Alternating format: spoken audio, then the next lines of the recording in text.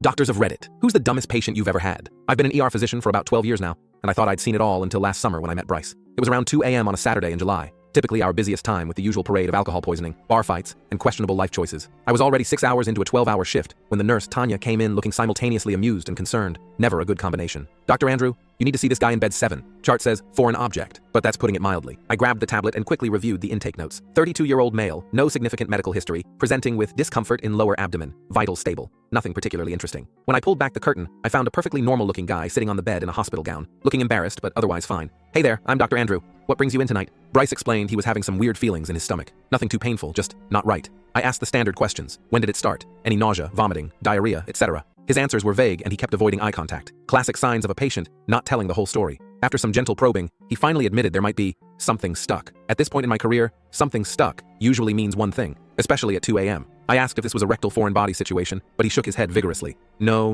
nothing like that. I think I swallowed something. Okay, that's less common but not unheard of. Adults swallow things accidentally sometimes, though usually they pass without incident. I asked what he thought he swallowed. Well, it's kind of embarrassing, he said, fidgeting with the edge of his gown. I was trying this health thing I read about online. I read that if you swallow small magnets, they can, realign your gut bacteria and improve your digestion. The article said they just pass through naturally. I felt my professional mask slip for just a moment. Magnets? How many magnets did you swallow? Just a handful, he said. Maybe 15 or 20? They were those small ones from an executive desk toy. I ordered an immediate x-ray while explaining that swallowing multiple magnets is extremely dangerous. Magnets can attract across loops of intestine, pinching tissue between them and causing perforations, blockages, or necrosis. This wasn't just dumb, it was potentially life-threatening. The x-ray confirmed my fears. A scattered constellation of small neodymium magnets throughout his small intestine. Some were already forming chains, and at least 2 pairs appeared to be clamping across different segments of bowel. I called our general surgeon Nora, who was equally incredulous when I explained the situation. But wait, Bryce said when I told him he needed emergency surgery. I don't understand. The website said this was totally safe. They specifically said these magnets are natural and just realign your gut chakras. I had to take a deep breath before responding.